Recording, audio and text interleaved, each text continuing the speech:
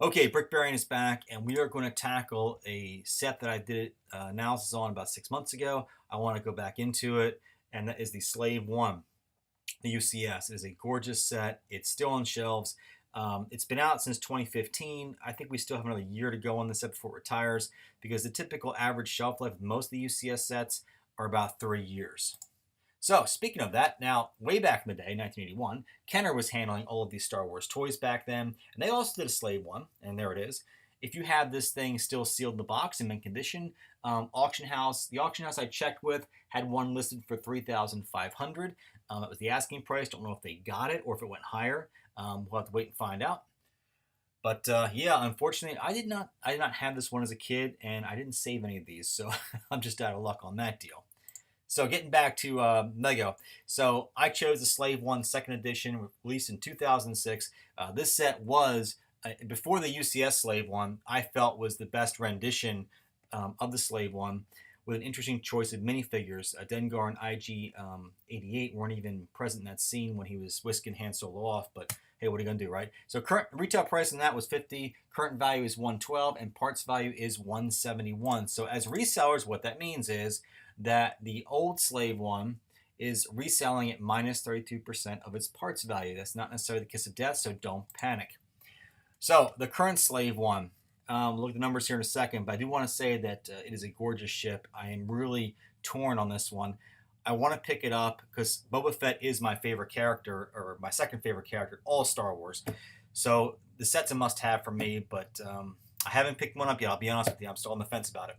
So we have 4 minifigures, all exclusive. The Boba Fett there on the left is the most detailed and the best Boba Fett Lego has done to date, as he should be, with this being a UCS set and all.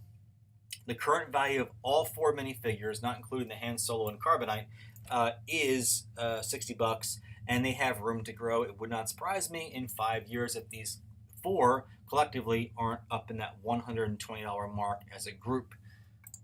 Moving right along, we have parts value on the UCS Slave 1 at $313.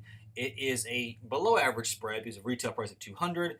Would have much rather have seen about $350 or $375 or even $400 on the set, but I suppose you have a lot of big pieces there, and that kind of equals out. So 2 years after retirement, plugging those numbers in with the previous Slave 1 puts us at a price of $212, which I feel is a very, very, very conservative number. I think it'll be higher than that, but I'm simply showing you what will happen to Slave 1 if it follows the trajectory of the previous Slave 1. Keep that in mind. Now, 8 years out, plugging those same numbers in, we're going to get a price of about $284. Now, again, that's what that is according to the previous Slave 1, projecting out with the current Slave 1. I'm telling you, based on my experience, that this is going to be higher. How much higher? I really can't say. I don't know. I can't. I'm not Nostradamus here. I can't look in my crystal ball or my pool of water here. But what I can tell you is it's going to go higher than that in 8 years. How much higher? I don't know. The minifigures alone are going to jump that number up, though, and I would suspect around $400 to $500 8 years out. But again, that's just my speculation. So the returns are going to be higher than the projected numbers, in my opinion.